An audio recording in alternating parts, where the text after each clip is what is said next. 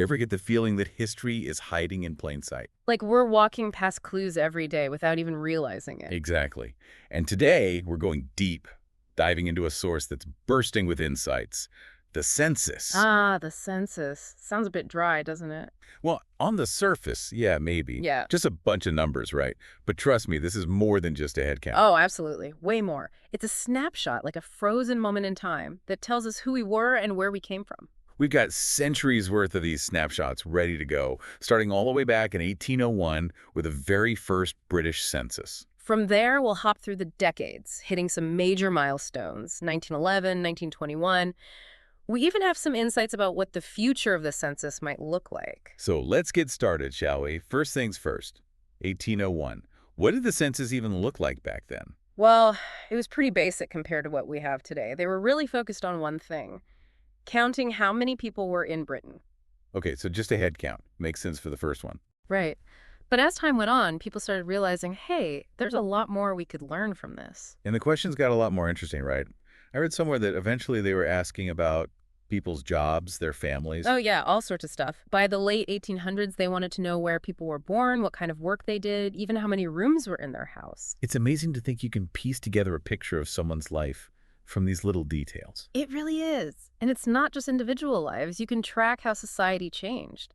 Like, did you know that in 1911, some women boycotted the census? Wait, really? Why would they do that? It was a protest, a really powerful statement about women's suffrage. Wow. So they were fighting for the right to vote, and they used the census as a way to get attention. Exactly. They refused to be counted until they had a voice. And it worked, you know? The census data actually shows a dip in participation that year, especially in areas with active suffrage movements. Powerful stuff. Okay, so 1911, women are making their voices heard, even in their absence from the data.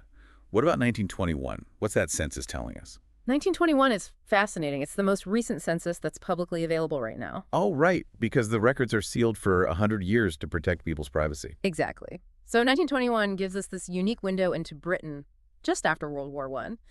And things were tense. I can imagine, after a war like that.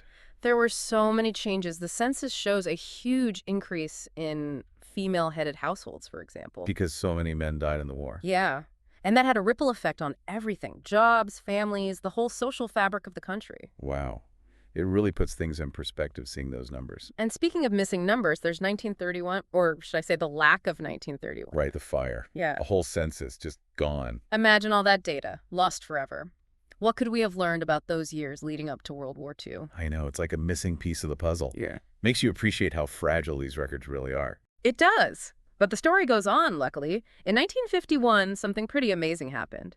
Britain hit a population milestone. 50 million people. 50 million.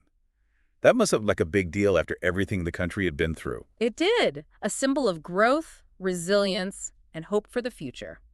And now, here we are in the digital age.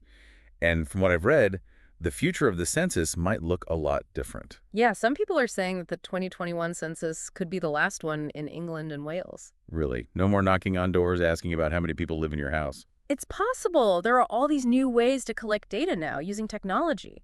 Things like tax records, health records. So they're thinking, why bother with a traditional census if we can get the info from somewhere else? Right. Plus, it's expensive to run a census, sending people out to every single household. Makes sense.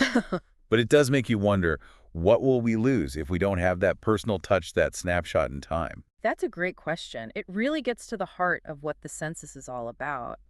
What would you say is the most important thing we gain from having this record? That's tough. I guess it's the connection, right? Knowing that every number, every data point represents a real person, a real life. And by putting all those lives together, we get a better understanding of who we are as a society, where we've been, where we might be going. It's like holding up a mirror to ourselves every 10 years. Well, maybe not every 10 years anymore. But still, it's an incredible tool for understanding ourselves. It really is. And maybe that's something for our listeners to think about. If you could add one question to a future census, what would it be? What piece of information would help us paint an even richer picture of who we are? That's a great question to ponder. And in the meantime, if you want to dive into the past, you can explore all the census data that's already out there, just waiting to be discovered. Who knows, you might even find some of your own ancestors hiding in those records. You never know what stories you'll uncover. It's like a treasure hunt through history. And on that note, we'll wrap up our deep dive for today. Thanks for joining us.